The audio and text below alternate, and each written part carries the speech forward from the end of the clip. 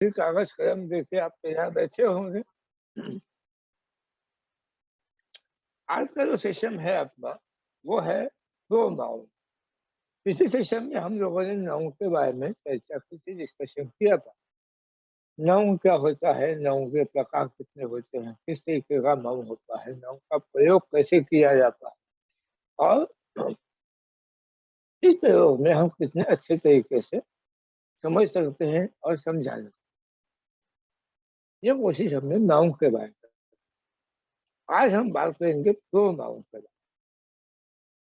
Pronoun ये noun का एक अगला पड़ाव है। प्रोनाउन का शुद्ध हिंदी में अगर हम कहें तो उसे हम कहते हैं सर्वनाम। अब सर्वनाम हमारी बोली भाषा में हम आसानी से बात करते हैं, लेकिन सर्वनाम का जब हम व्याकरण या ग्रामर के तौर पर जब हम चर्चा करेंगे, डिस्कशन करेंगे, तो सर्वनाम के बहुत सारे प्रकार हैं। अब इसमें क्या क्या अंतर है, कितने प्रकार के सर्वनाम है, किस तरीके से है, इसका प्रयोग हमें कैसे करना है और साथ साथ में इसमें जो भेद है वो भेद हम किस आसानी से समझ सकते हैं, ये प्रयास हम आज के सेशन में करेंगे। मैं आपसे फिर से एक बार फिर से रिक्वेस्ट करता हूँ सब लोगों से, जो भी चीज आपको लगती है, आपको डाउट है, आप हमें वहीं पे रोके, हम उसी चीज को चाहे तो फिर से समझाएंगे, फिर से रिपीट करेंगे, कोई आपको इस चीज में नहीं है। जैसा कि मुझे लगता है कि आप लोग कागज पेन पेंसिल लेके बैठे होंगे, तो जो जो पॉइंट आपको लगता है कि इसे हमें लिख के रखना चाहिए, तो उसे आप लिखते जाइए, वो आपको ज्यादा आसानी से समझने में प्रयास। ठीक है, तो सेशन शुरू करते हैं आज का प्रोनाउन या सर्वनाम।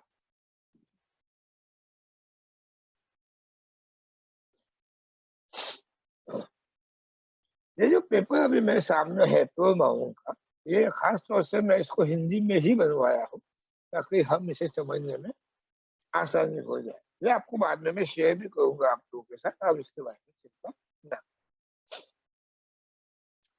प्रोनाउन जो है तो सर्वनाम, इसे हम कैसे बोलते हैं। अब देखिए हम इसको ध्यान से धीरे धीरे चलते हैं।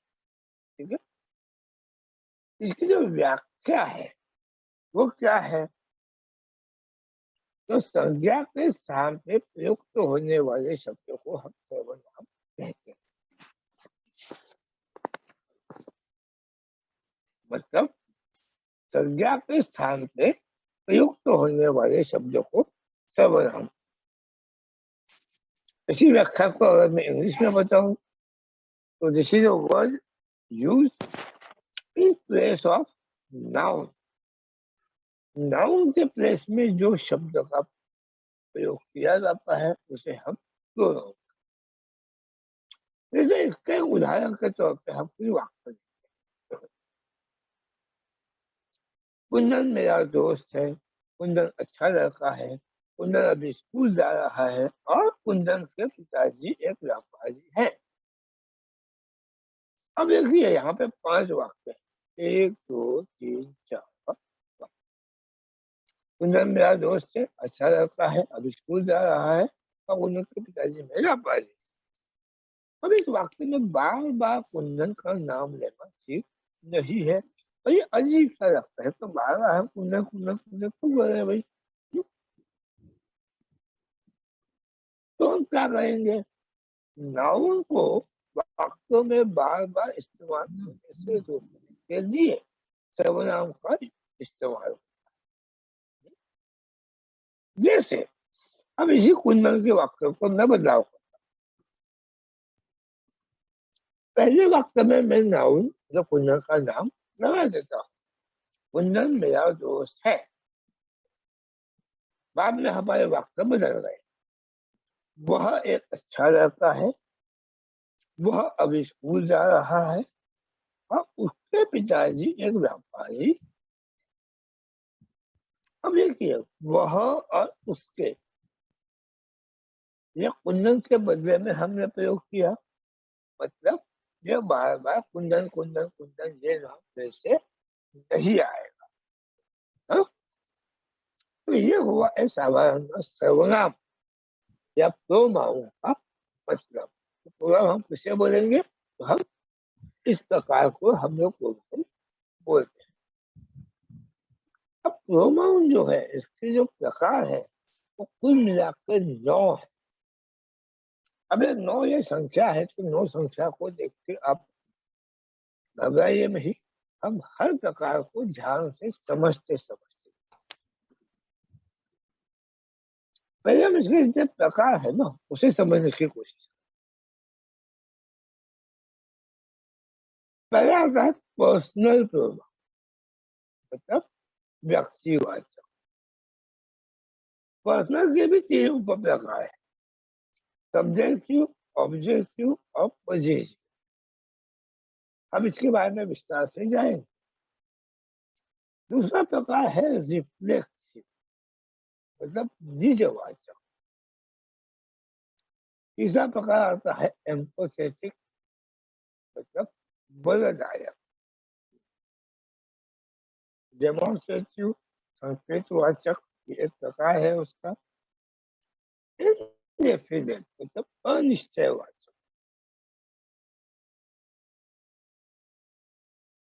डिस्ट्रीब्यूटिव, विचरणवाचक। रेसिप्रोकल, मतलब परस्पर बोधवाचक। रिलेटिव और इंट्रोगेटिव, ये 9 प्रकार है। जो मैंने अभी बताया वही इन्होंने भी फिर से यहाँ पे बताया है कि सर्वनाम के इतने सारे भेद देखने पर भयभीत बिल्कुल नहीं होना है। अगर आप एक बार इसे समझ गए तो आसानी से वाक्य को ढूंढ सकते हैं। ठीक है, अब हम चलते हैं एक एक। जो पहला है वो है पर्सनल प्रोनाउन, व्यक्तिवाचक। जैसे व्यक्तिवाचक किसे कहेंगे, तो जिसका प्रयोग वाक्य में कर्ता के रूप में और कर्म के रूप में अधिकार बताने के लिए किया जाता है, वो है पर्सनल। अब इसको पहचानने का भी अभिप्राय वाचक है, व्यक्तिवाचक थोड़ा सा भारी हो जाता है, तो हम इसको आसान तरीके से। जो ऑब्जेक्टिव है, देखिए वाक्य में 2 चीजें होती है, कर्ता और कर्म। मतलब मैं ये कर्ता हुआ, मैं आम खाता हूँ, तो आम ये कर्म हुआ, खाता हूँ ये हुआ क्रियापद। अब यहाँ पे क्या होता है, इन वाक्यों में जो दूसरी वस्तु पे अधिकार बताने वाली बात जब आती है तब ये होता है पर्सनल। जैसे मैं, आई, हम लोग, वी, ही, शी, इट, ये वाक्य हो। अब देखिए अगर मैं के बारे में बात करता हूँ तो मैं शिक्षक हूँ, तो शिक्षक होना ये मेरे लिए एक अधिकार जैसा वाक्य नहीं हो जाता। हम इस गांव में रहते हैं तो ये हमारा अधिकार हो गया एक तरीके से कि हम इस गांव के रहिवासी हैं। मैं छत्तीसगढ़ में रहिवासी हूँ, तो ये एक अधिकार है। वैसे ही मैं, मी, मेरा, भाई, जब मेरा खुद का वो एक अधिकार हो जाता है ना वाक्य, को समझिए उसका, उसकी, हिज, हर, ये उसका खेत है, ये उसका मकान है, ये उसकी भैंस है। अब ये अधिकार बदल जाता है। तो ये जो है ये सब पर्सनल प्रोनाउन। क्योंकि जब मैं कोई वाक्य बता देता हूँ ये उसकी गाय है, तो गाय के ऊपर का अधिकार उसका हो गया। ये मेरी गाय है, तो ये मेरा ये अधिकार हुआ। तो ये जो है ये हो गए पर्सनल। अब इसके भी 3 भेद हो जाते हैं, सब्जेक्टिव, ऑब्जेक्टिव और अधिकार। अब जैसे सब्जेक्ट, जब प्रोनाउन का इस्तेमाल सब्जेक्ट की तरह होता है। अब सब्जेक्ट का मतलब कैसे हुआ, अब आप कंफ्यूज में होंगे कि ऐसा सब्जेक्टिव क्या है, ऑब्जेक्टिव क्या है। हाँ? अब देखिए आई एम गोइंग टू। अब देखिए प्रोनाउन जो है वो कौन से है? I. We are, he went to Delhi. अब सब्जेक्ट हम कैसे खोजेंगे? ये देखिए, अगर मैं आई, वी और ही के बदलों इन वाक्यों को अदल बदल भी करता हूँ, जैसे अगर मैं वाक्य बदल रहा तो इसमें कोई भी अंतर नहीं आएगा। जैसे I am going to school, he is going to school, we are going to school. ठीक है, कोई बदल नहीं हुआ। I am happy, we are happy, he is happy. ठीक है, he went to Delhi, I went to Delhi, we went to Delhi. कोई अंतर नहीं हुआ। क्यों नहीं हुआ? क्योंकि इन वाक्यों का जो मुख्य प्रयोग है वो आई वी के ऊपर नहीं है, ये सब्जेक्ट है। ऑब्जेक्ट ये है कि मैं हैप्पी हूँ, मैं खुश हूँ, मैं दुखी हूँ, मैं स्कूल जा रहा हूँ, ये ऑब्जेक्ट। इसीलिए हम इसको बोलते हैं सब्जेक्ट। अब आपको अगर थोड़ी सी दुविधा है तो आप वाक्य को थोड़ा सा बदल के समझ जाइए। जब मैं आपको ऑब्जेक्टिव बताऊंगा तब आपको सब्जेक्टिव अच्छे तरीके से। ऑब्जेक्टिव कैसे है? जब पर्सनल प्रोनाउन को ऑब्जेक्ट की तरह इस्तेमाल किया, जैसे राम वॉज विथ मी। अब देखिए ये सब्जेक्टिव है, ये ऑब्जेक्ट। गीता कॉल्ड अस, गीता में हमें बुलाया। राम मेरे साथ। अब देखिए मी के बजाय अगर मैं श्याम लिखूं, Ram was with Shyam, Ram was with Sachin, हो सकता है। लेकिन क्या हुआ? यहाँ पे श्याम नहीं आया, यहाँ पे सचिन नहीं आया, यहाँ पे आया मैं। ये ऑब्जेक्टिव। गीता कॉल, सीता, राम, सचिन, नहीं, यहाँ पे क्या आया? ये ऑब्जेक्टिव। देखिए ये सब्जेक्टिव में कैसे है? जो प्रोनाउन है वो पहले आए और ऑब्जेक्टिव में प्रोनाउन बाद में आए। अब मैं आशा करता हूँ आपको सब्जेक्टिव और ऑब्जेक्टिव का अंतर समझना है। पक्का या नहीं आया? मुझे लगता है सर कि सब्जेक्ट ऑब्जेक्ट को थोड़ा और क्लियर कर दिया जाए, को कर्ता और कर्म किस तरह से। तो जो कर रहा होता है वह करता है जिसके साथ हो रहा होता है या जिसके ऊपर हो रहा होता है। थोड़ा सा मुझे लगता है एक बार सब्जेक्ट ऑब्जेक्ट थोड़ा समझा दे सर। ठीक है, बिल्कुल। अब मैं सब्जेक्टिव को एक बार जैसे अभी जैसे आपको जो क्या मुख्य जो भेद है वो तो हमें समझ में आ चुका है। अब मैं इस भेद को थोड़ा सा हम लोग फिर से सब्जेक्टिव जो नाउंस होते हैं इसको हम लोग बोलते हैं सब्जेक्ट की तरह होता है, मतलब विषय हो गया। हम्म? मतलब it act as a subject of a sentence and perform the action of the verb. ये वाक्य इसका सबसे महत्वपूर्ण, perform the action of the, जो वर्ब है वो वर्ब के एक्शन को इफेक्ट। जैसे अभी ये जो वाक्य भी हमने देखे, आई एम गोइंग टू, अब इसमें जो वर्ब है वो है गोइंग। मैं स्कूल जा रहा, वी आर हैप्पी। तो यहाँ प्रथम पुरुष कई तरीके से हम इसको कह सकते। सब्जेक्ट का मतलब होता है प्रथम। जैसे भी हमने पहले के वाक्य देखे, Kundan is my friend, Kundan goes to school, Kundan is very happy.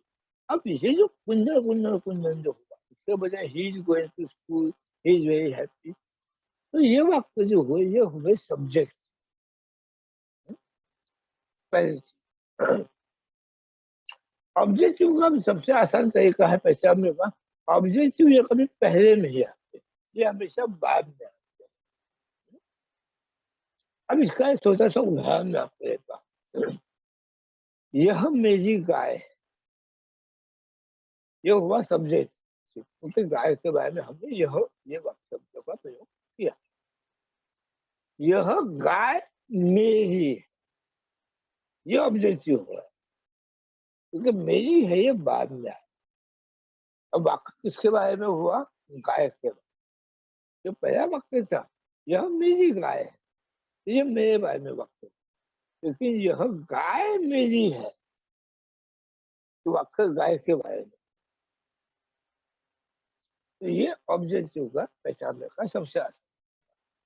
Objective के जो कुछ खास शब्द है वो आप थोड़ा सा समझ लीजिए। हिम, हर, इट, देम, मी, अस, ये सब ऑब्जेक्ट के द्वारा, ये एक तरीका है ऑब्जेक्ट को समझने। अब इसी वाक्य को अगर हम थोड़ा सा देखते हैं, गीता कॉल अस, गीता में हमें बोला।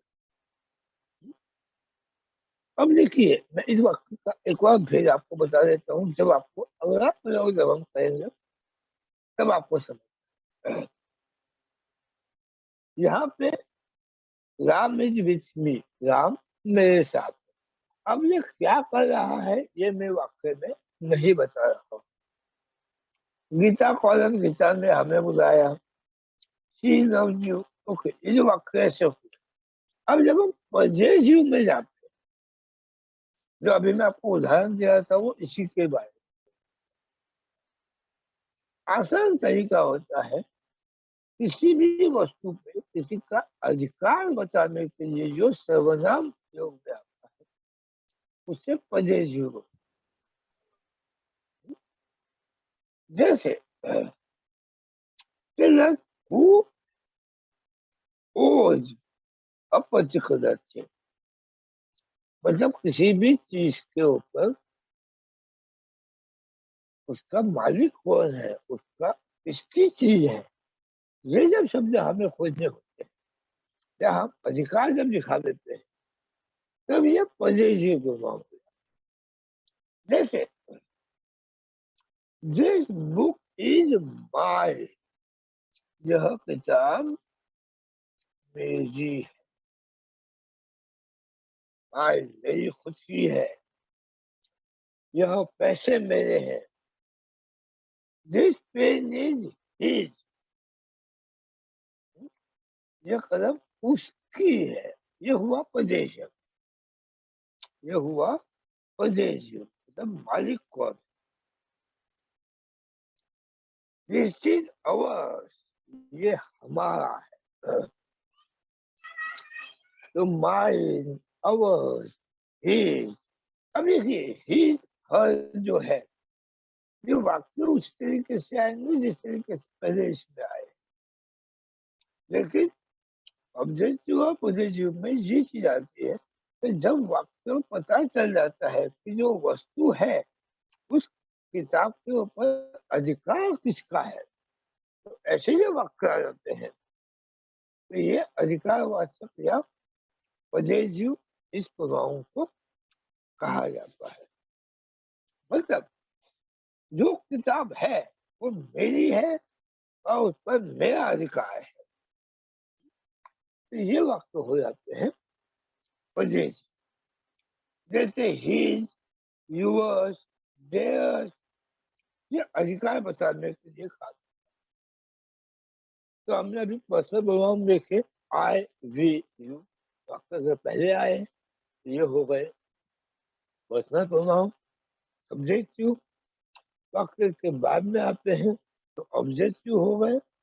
और जब वाक्य में अपना अधिकार दिखाने वाले कोई प्रोनाउन आ जाते हैं, जैसे ये मेरी किताब है, ये मेरी स्कूल है, ये मेरा घर है, ये मेरी मकान है, ये आपका घर है, ये आपकी साइकिल है, ये आपकी मेरी, ये जब अधिकार की बात आ जाती है तो वो हो जाते हैं पॉजिटिव। जहां तक किसी को कोई आशंका ना हो ऐसी मैं आशा करता हूँ।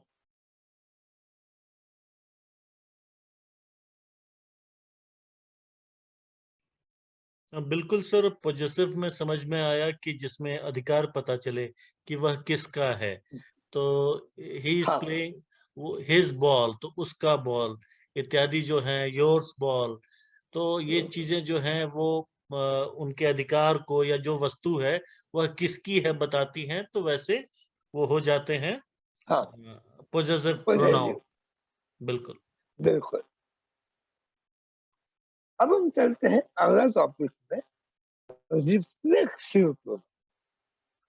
अब रिफ्लेक्सिव का अगर मैं एक नया शब्द हमारे सामने आया, रिफ्लेक्शन का अगर मैं एक आसान तरीके से आपको बताऊं तो जो प्रतिक्रिया हम इसे बोल सकते हैं, हम इसे बोले प्रतिक्रिया। मतलब देखिए, अगर मैं आपको कुछ वाक्य बोल दूं या कोई एक शब्द बोल दूं, अब उसके ऊपर आपको गुस्सा आ जाए तो वो आपकी प्रतिक्रिया हो गई।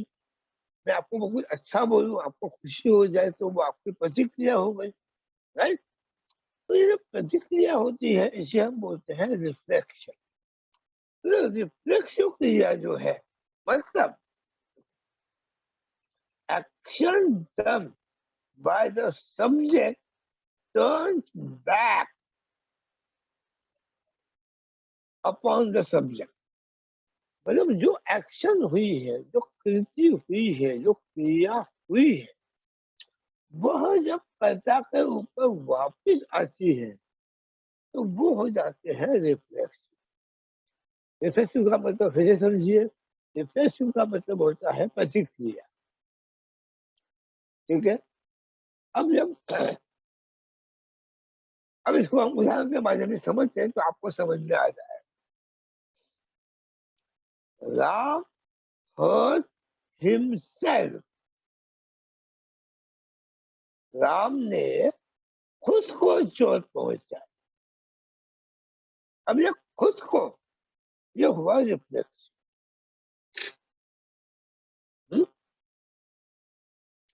ही किल हिमसेल्फ, उसने खुद को मार डाला या उसने खुदकुशी कर। तो ये जो प्रोग्राम है रिफ्लेक्स में, क्यों? क्योंकि जो हिमसेल्फ, ये जो है ना, ये कर्ता से कनेक्टेड है। हिमसेल्फ जो है ये कर्ता से जुड़ा हुआ है।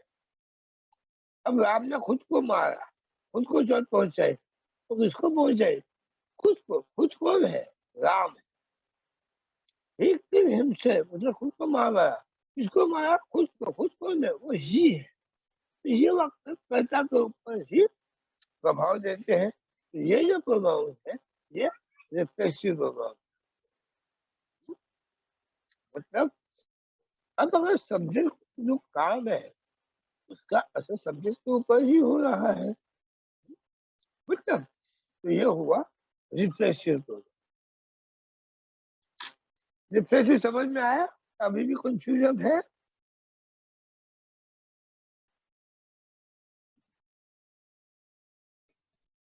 कोई साथी बता दे, आपको स्पष्ट समझ में आ रहा है या कोई कंफ्यूजन है?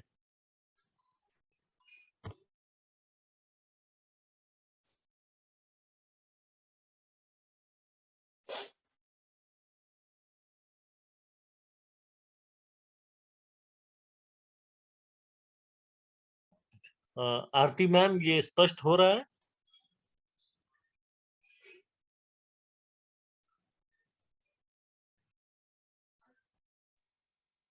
जी सर। जी धन्यवाद। बाकी अपने जी तो साथी थान सिंह सर, आपको समझ में आ रहा है रिफ्लेक्सिव प्रोनाउन की कैसे हिमसेल्फ, हाँ हरसेल्फ? जी जी, समझ आ रहा है सर इसमें। ठीक है। आ रहा है सर, आ रहा है। ठीक ठीक, कोई बात। अब मैं यहाँ पे खास तौर से इसीलिए रुका हूँ क्योंकि जिस तरीके से आप सब्जेक्टिव और ऑब्जेक्टिव में कंफ्यूज हुए थे, सेम तरीके से रिफ्लेक्सिव और एम्पैथेटिक में होने वाले हो, इसलिए मैं यहाँ पे रुका था। अब रिफ्लेक्सिव जो था, मैं एक बार फिर से इसको रिपीट करता हूँ, जो कर्ता के ऊपर उसका फिर से असर आ जाता है, जैसे राम ने खुद को मारा, सीता ने खुद को चोट पहुंचाई। अब ये हुआ अपने खुद के बारे में, हाँ? लेकिन जब एम्पैथेटिक की बात आती है, एम्पैथेटिक का मतलब है दबाव या प्रेशर देना। एम्पैथेटिक का मतलब होता है दबाव या प्रेशर। अब देखिए, जो प्रोनाउन दबाव क्रिएट करता है, जैसे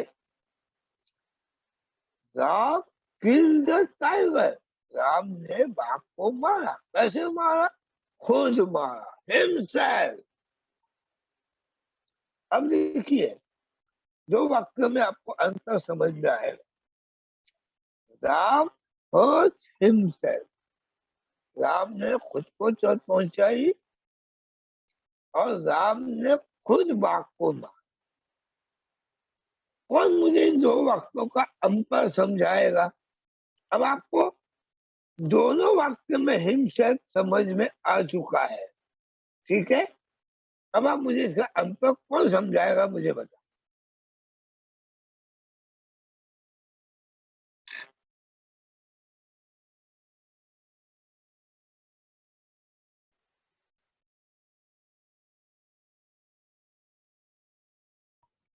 ये सेकंड वाले में जो एम्फैटिक प्रोनाउन है उसमें जोर दिया जा रहा है खुद से करने पे या उस व्यक्ति के द्वारा ही करने पे, तो उस पे थोड़ा जोर हाँ, दिया जा रहा है। तो वही है, बाकी ऊपर वाला भी वही है, राम हर्ट हिमसेल्फ, वो सामान्य रूप से कि भाई उसने खुद को चोट पहुंचा ली। लेकिन दूसरे वाक्य में खुद से ही चोट पहुंचा ली, खुद से ही जैसा हो जाता है वैसा हो जा रहा है। हाँ, हाँ, तो वो एम्पैथेटिक है। अब इसी वाक्य में हम दूसरा वाक्य लेते हैं। अगर मैं एक वाक्य आपको दे दूं कि यह काम आप कीजिए, हाँ, यू कैन डू इट। अब एक सिंपल वाक्य है, यू कैन डू इट, आप इसे कर सकते हो। कैसे? यूर सेल्फ, आप स्वयं इसे कर सकते हो। तो ये यूर सेल्फ जो है ना, ये एम्पैथेटिक हो गया, ठीक है? देखिए, काम करना एम्पैथेटिक में क्या होता है, जैसे भी ये वाक्य में उसे राम हर्ट, राम ने चोट पहुंचाई। किसे पहुंचाई ये साफ नहीं होता है जब तक मैं इसको हिमसेल्फ नहीं लिखता, ठीक है? जैसे ही किल्ड, उसने मारा। किसे मारा? खुद को। तो यहाँ पे जो हिमसेल्फ है वो इस तरीके से है कि ये रिफ्लेक्शन आया। लेकिन जब एम्पैथेटिक होता है, तो एम्पैथेटिक में इसको हटा भी देता हूँ, तो कोई भी अंतर वाक्य के अर्थों में नहीं होता। Ram killed the tiger, Ram ने बाघ को मारा। अगर मैं हिंसक नहीं भी लिखूंगा, कोई फर्क नहीं पड़ता। लेकिन जब मुझे एम्पैथेटिक करना है, जब मुझे इसको प्रभावशाली करना है, तब मैं यह सर्वनाम का प्रयोग करूंगा, जो इसके प्रभाव को और अच्छे तरीके से दर्शाएगा। तो Ram killed the tiger himself, Ram ने खुद बाघ को मारा।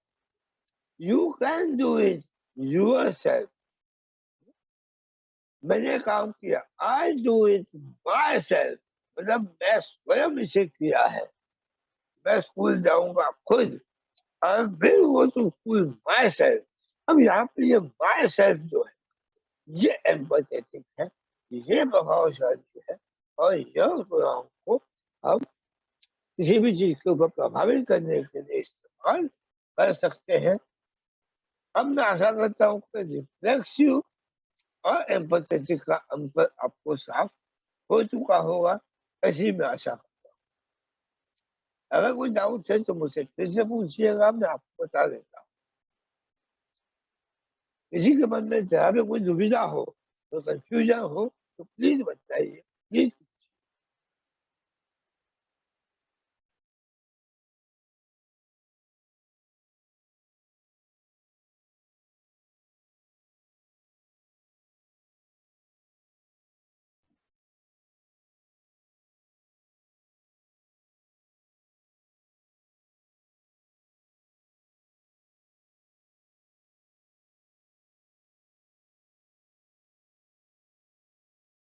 अब एम्पैथेटिक के बाद जब हम आगे चलते हैं, जैसे अगर हम इस वाक्य में से हिमशक हटा देते हैं तो सिर्फ क्या बचेगा, राम किरदार टाइगर। मतलब वाक्य को समझ में आ जाता है कि बाघ को राम ने ही मारा, लेकिन हिमशक का प्रयोग जब हम करते हैं तो यहाँ पे हिमशक से एम्पैथेटिक, मतलब अब इसके कुछ उदाहरण आप लिख के रखिए, जैसे माई सेल्फ, अवर सेल्फ, हम लोग, मैं, हिमसेल्फ, हर सेल्फ, उसने खुद, themselves, yourself, ourself, ये सब जो है, ये सब एम्पैथेटिक और रिफ्लेक्सिव दोनों में आते हैं। लेकिन जब हम वाक्य का प्रयोग देखेंगे तो रिफ्लेक्सिव प्रोनाउन को देखने में सेम होते हैं जैसे होते हैं, लेकिन यह रिफ्लेक्सिव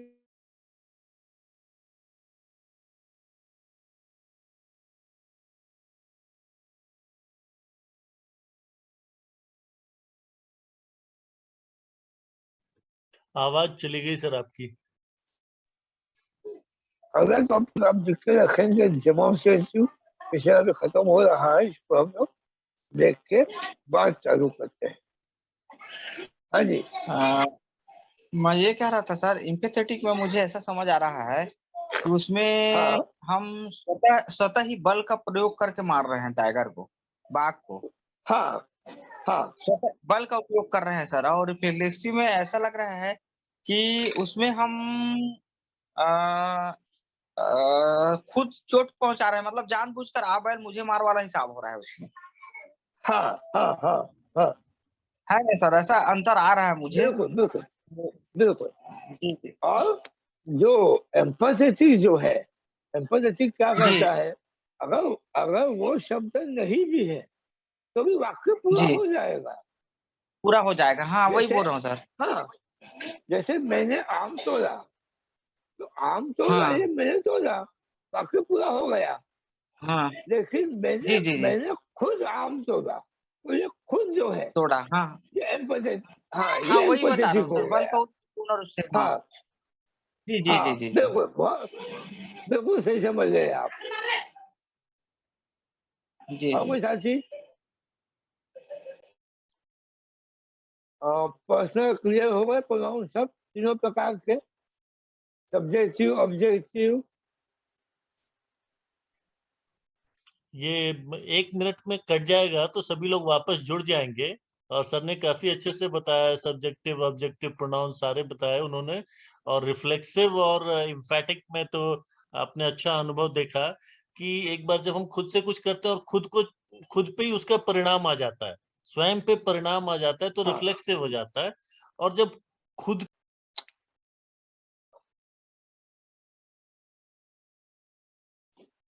अभी हम लोग ये सारी चीजें देख चुके हैं।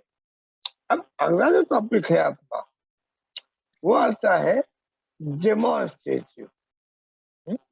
डेमोन्स्ट्रेटिव का मतलब होता है संकेतवाचक।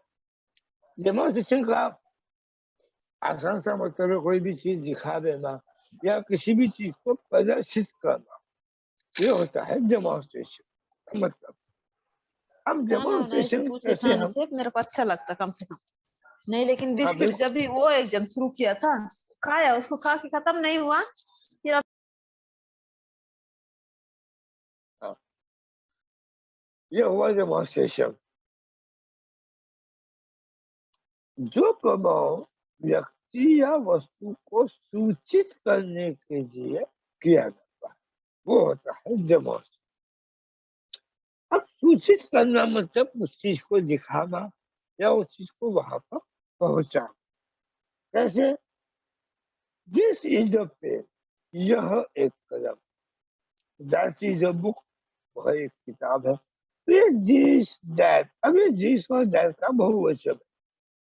These are mobile, those are laptop. तो एक डेमोन्स्ट्रेशन है, मतलब यह मोबाइल है, यह लैपटॉप है, यह किताब है।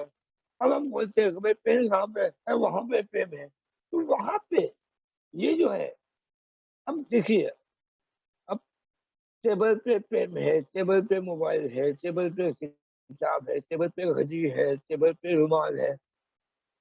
बार-बार टेबल टेबल थोड़ी आएगा। वहाँ पे किताब है, वहाँ पे मोबाइल है, वहीं पे रुमाल रखा है, वहीं पे पेन है, वहीं पे घड़ी रखी हुई है।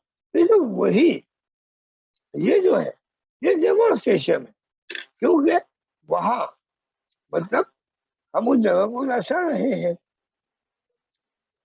हम टेबल, अलमारी इसको बार-बार ना बोलते हुए हम उसे उपमा के रूप में इस्तेमाल करते हैं। तो ये हुआ डेमोन्स्ट्रेशन। मतलब यहाँ, वहाँ, ये डेमोन्स्ट्रेशन है। ऊपर, नीचे, ये डेमोन्स्ट्रेशन है। तो यह क्या हुआ, किसी भी वस्तु को सूचित करने के लिए। अब बहुवचन, अनेकवचन तो आप समझ चुके होंगे, एकवचन और बहुवचन। दिस का बहुवचन जिस होता है और दैट का बहुवचन दो होता है। जिस, ये खास तौर से जो चीजें नजदीक में होती है या जिसे हम हाथ से उठा के दे सकते हैं, वो चीजें जिसमें आती है। और जो चीजें काफी दूरी पे होती है उसे हम दैट का प्रयोग करते हैं। तो दिस इज अ पेन, ये पेन हाथ में है, मैं इस पे मैं इसको बोलता हूँ this is a pencil. That is a glass, तो वह ग्लास है वो मेरे से दूर है, इसलिए वो दैट में चला गया। तो ये डेमोन्स्ट्रेशन का सबसे आसान तरीका। अब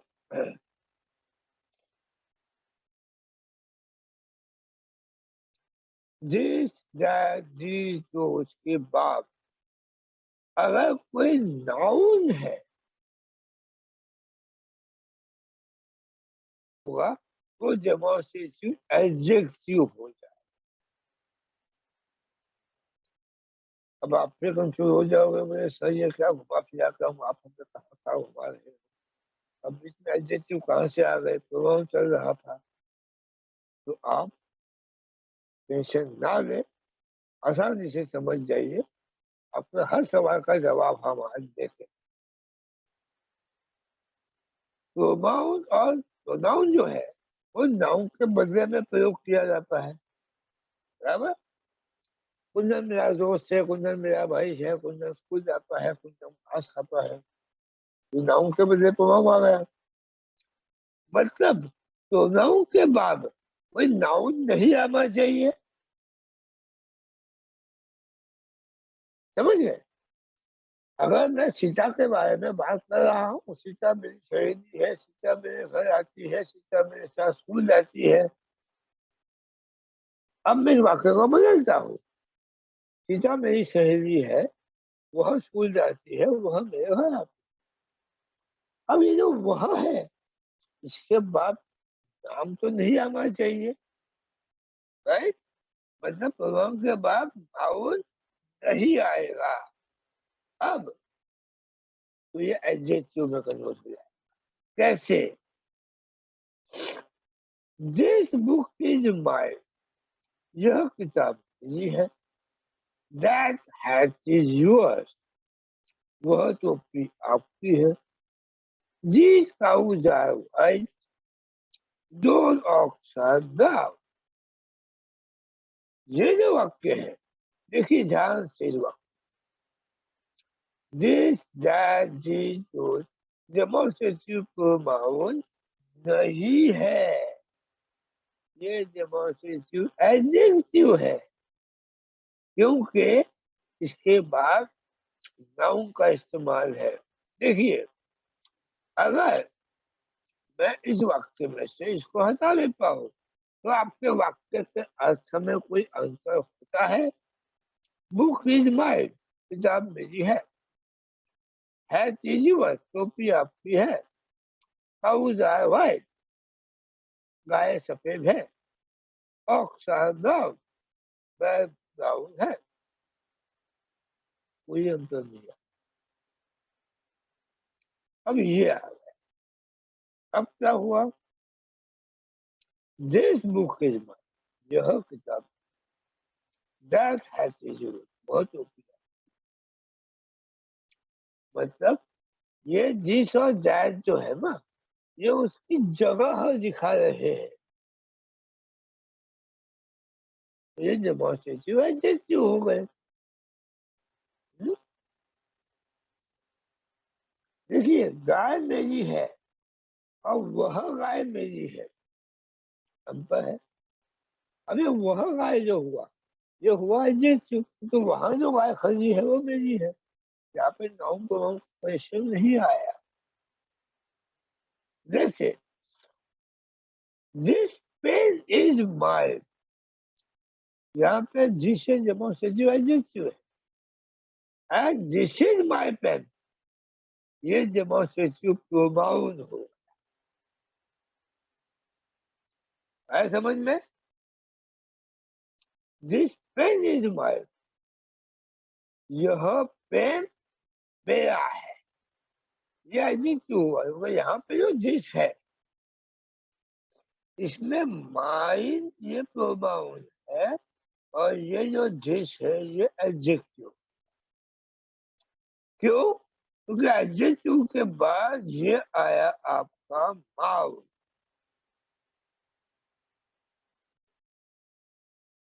दिस इज माय पेन, ये जो है ये प्रोनाउन है, ये भी प्रोनाउन है। अब ये क्या हुआ? डेमोन्स्ट्रेटिव। ये जो माय पेन है ये किसका है? ये। यहाँ पे ये वाक्य पेन के बारे में बातचीत कर रहा है, ये डेमोन्स्ट्रेटिव। अब एक वाक्य को हम फिर से देखें। दैट मोबाइल इज ब्लू, वह मोबाइल। इन दो वाक्यों को, शब्दों को समझिए। वह मोबाइल ब्लू है, ये डेमोन्स्ट्रेटिव एडजेक्टिव हो गया। And that is a mobile, वह मोबाइल है। तो यहाँ पे जो दैट हुआ ये हुआ डेमोन्स्ट्रेटिव प्रोनाउन। कोई कंफ्यूजन?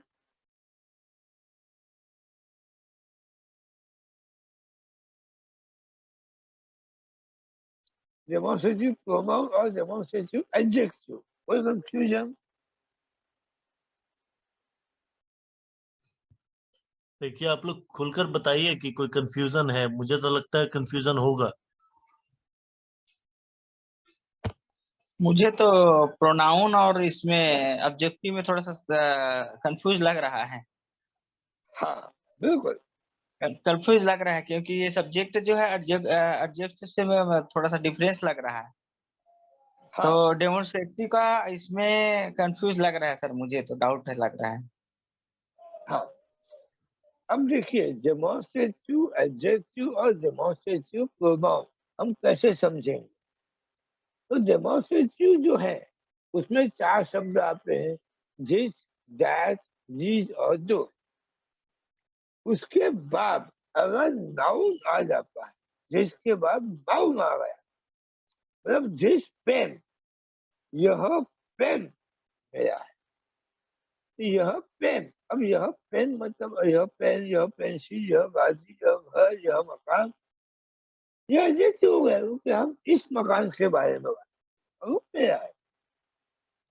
अब दिस इज माय पेन, ये प्रोनाउन है क्योंकि ये हम यहाँ पे हम पेन के बारे में, यह पेन है और हम ये बात कहेंगे ये मेरा।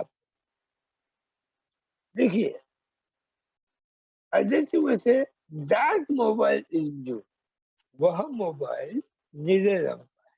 यहाँ पे हुआ वह मोबाइल, ये हुआ डेमोन्स्ट्रेटिव क्योंकि मैं उस मोबाइल की बात कर रहा हूँ। अब प्रोनाउन कैसे होगा? दैट इज अ मोबाइल, वह मोबाइल है, या वह पेन है, वह पेंसिल है। तो ये हुआ डेमोन्स्ट्रेटिव प्रोनाउन। मतलब अगर हम डेमोन्स्ट्रेटिव प्रोनाउन के बारे में बात करते हैं तो वह उसका स्थान बताता है, और डेमोन्स्ट्रेटिव एडजेक्टिव के बारे में बात करते हैं तो वह उसकी विशेषता है।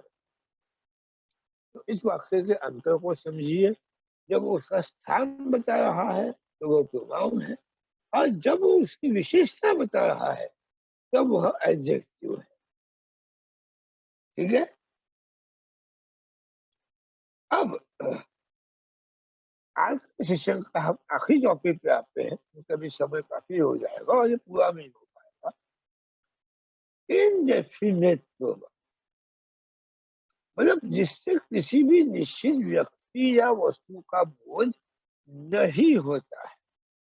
अब देखिए, ये जो थे ऊपर के, यह पेन है, यह पेंसिल है, यह कॉपी है, किताब है, लड़का है, लड़की है, ये डेफिनेट हो गया। लेकिन ऐसे भी प्रोनाउन होते हैं जो अनिश्चित होते हैं, जिसके बारे में हमें वाक्य में कोई भी खास जानकारी प्राप्त नहीं होती। अब ये कैसे होते हैं, तो यह देखिए, refer to person or thing in general way and does not refer to any person or thing। मतलब ये ऐसे वाक्य है, ऐसे शब्द है जो एक सामान्य है और ये यूनिवर्सल है, हर जगह हम इसका प्रयोग कर सकते हैं और ये किसी एक खास व्यक्ति या वस्तु के लिए नहीं है। जैसे नथिंग इज इम्पॉसिबल, कुछ भी असंभव नहीं है। अब नथिंग तो हर किसी के लिए सामान्य चीज है, किसी एक चीज तो हो नहीं सकता। सम आर गुड, कुछ अच्छे हैं क्या? अब ये आम हो सकते हैं, फल हो सकते हैं, सब्जी हो सकती है, बच्चे भी हो सकते हैं। तो सम आर गुड, कुछ अच्छे हैं, तो यह हमें कोई भी डेफिनेट चीज नहीं बताती है। जैसे इसके पहले के वाक्य से, वह पेन मेरा है, वह गाय मेरी है, वह घर अपना है, उसने हमें बुलाया, हम उसके साथ गए, तो यह हम वह ये डेफिनेट है, क्योंकि मैं किसके बारे में बात कर रहा हूँ। जैसे राम ने खुद बाघ को मारा, तो यहाँ पे राम में डेफिनेट है, खुद है। अब नथिंग इज इम्पॉसिबल, डेफिनेट थोड़ी है, इनडेफिनेट है, ये किसी के बारे में भी हो सकता है, right? Nobody can defeat him, उसे कोई परास्त नहीं कर सकता। अब ये नोबडी जो है, कोई नहीं कर सकता, किसी एक व्यक्ति या वस्तु के बारे में नहीं है। इसका यह मतलब हुआ कि उसको परास्त करने की कई सारे लोगों ने कोशिश की हुई है, लेकिन कोई भी सक्सेसफुल नहीं हो पाया, राइट? मतलब वस्तु में सम या किसी वस्तु का बोध होता है, लेकिन किसी निश्चित वस्तु का बोध नहीं होता। जैसे सम आर गुड, तो ये जो वाक्य है, कुछ अच्छे हैं, इसका ये मतलब है कि इसके पहले दूसरा कोई वाक्य था। अगर मैं ऐसा बोलूं कि मैं कुछ आम लेके आया, उसमें से कुछ अच्छे हैं, मतलब I bring mangoes, full stop, some are good. अब यहाँ पे क्या हुआ है, आई ब्रिंग मैंगोज में वाक्य लिखा नहीं हूँ, तो यहाँ पे कुछ अच्छे हैं, इतना ही वाक्य आ गया, इसीलिए इनडेफिनेट हुआ। अगर पहले वाला वाक्य होता, जैसे I bring mangoes, full stop, some are good, तो ये जो सब है ये डेफिनेट हो जाता, ये इनडेफिनेट नहीं रहता। ठीक है, तो डेफिनेट और इनडेफिनेट का अंतर आपको समझ में आ गया हो ऐसा मैं मानूं, या कोई कंफ्यूजन है तो आप मेरे को प्लीज पूछिए और हम आगे चले या यहाँ रुके, ये भी आप हमें बताइए। अगर आप चाहते हैं तो हम आगे जा भी सकते हैं, कोई आपत्ति नहीं। डेफिनेट इनडेफिनेट तो क्लियर है सर, और मुझे लगता है कि आज हम लोग को यहीं पर रुकना चाहिए और थोड़ा लोगों को समझने देना चाहिए और नेक्स्ट क्लास में रिकैप करते हुए इसको शुरू करना चाहिए सर। बिल्कुल सर। तो आज तक तो इसमें सेशन में कोई तकलीफ, कोई जानकारी, कोई चीज आपको चाहिए जो कल हम रिकैप करें, तो वो भी आप हमें बताइए, और सेशन कैसा रहा और इसका प्रयोग आप जो कहेंगे बच्चों के ऊपर उसकी वीडियो आप हमें भेजिए, ताकि हमें और कुछ करने के लिए मजा आए। बिल्कुल सर, बिल्कुल सर। साथियों से निवेदन रहेगा कि क्लास में बच्चों को जब ये बताते हैं, पढ़ाते हैं, बहुत सूक्ष्म चीजें हैं। प्रोनाउन एक बास्केट की तरह कई बार हम लोग पढ़ लेते हैं। प्रोनाउन के डिफरेंट प्रकार के बारे में क्लास जैसे जैसे बीतती है बच्चा भी भूल जाता है। शिक्षक चूंकि अंग्रेजी के या हिंदी के शिक्षक हैं तो वो याद रखते हैं, लेकिन सामान्यतः बच्चे भूल जाते हैं। तो हम में से भी कई लोग भूल के बैठे होंगे, तो थोड़ा सा उसको ध्यान देने से ताकि हम उनको अंतर समझा सके। सभी प्रोनाउन को भी एक बास्केट में रख के जीवन चल सकता है, लेकिन अंतर बताने से बच्चे के पास एक दृष्टि विकसित होगी। तो उस दृष्टिकोण से और क्या उपयोगी बिंदु है जिस पे चर्चा की जाए, ये आप लोग थोड़ा सोचकर अगली क्लास में बताएंगे तो हम लोग और आनंददायक इसको, मुझे लगता है सचिन सर जैसा बाजीगर इसको और आनंददायक बना देंगे वो। तो यही रहेगा सर। और अच्छा सत्र मुझे अच्छा लगा। बाकी किसी साथी को कुछ कहना हो तो कह सकते हैं। विनोद सिंह सर,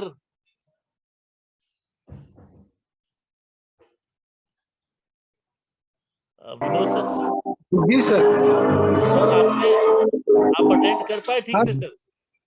हाँ सर, थोड़ा सा बीच में आवाज का डिस्टरबेंस था, बाकी अटेंड कर पाया सर। काफी क्लास तो काफी अच्छा था, पर जो अपने साथी हैं उनके पल्ले शायद मेरे को लगता है नहीं पढ़ पाया, और कारण चाहे जो भी हो कहिए। और ओवरऑल सचिन सर का क्लास तो काफी अच्छा रहता ही है। बिल्कुल, मैं और इसी बिंदु की ओर आना चाहता, मैं आपसे भी सुनना चाहता था जी जी कि जी जी कि इसको साथी अपने पास मतलब इससे लर्निंग ले पाए होंगे कि नहीं, क्योंकि सर्वनाम, संज्ञा, सर्वनाम सामान्य जीवन में एक बास्केट बन जाते हैं। हाँ, संज्ञा पता है, लेकिन संज्ञा के जी प्रकार, कॉमन नाउन, प्रॉपर नाउन, वहां पे आते आते लोग का धीरे धीरे कंफ्यूजन शुरू हो जाता है। कारण क्या है कि उसको लेकर स्थापित करने वाले अभ्यास की पद्धतियां आज के शिक्षण में कम होती चली गई हैं। और सर्वनाम के प्रकार, वो भी इम्फैटिक, रिफ्लेक्सिव, डिमॉन्स्ट्रेटिव, तो थोड़ा समय लगेगा मुझे लगता है। जी और जी जी हम सभी को इस पे सोचने का ये है कि इसको कैसे और बढ़िया से हम लोग इसमें पारंगत होवें, सीखें। सचिन सर से भी हम मार्गदर्शन और बेहतर इसमें सोचेंगे कि कैसे हमारे जैसे सामान्य स्टूडेंट भी सीख पाए। सचिन जी सर, जी जी ये जी सर। अब विनोद सर एक धन्यवाद हो जाए फिर तो हम लोग आज का जी सत्र। सर जी सर जी सर जी। तो बहुत बहुत धन्यवाद सचिन सर, आपने काफी अच्छे तरीके से आपने इसको बताया। बस यही है कि चूंकि हमारे लगभग हम स्वयं को ही बोले हिंदी मीडियम से होने की वजह से इसको थोड़ा सा समझने में हमको समय की और आवश्यकता है, और इसको समझेंगे। इन्हीं बातों के साथ बहुत बहुत धन्यवाद सर आपका।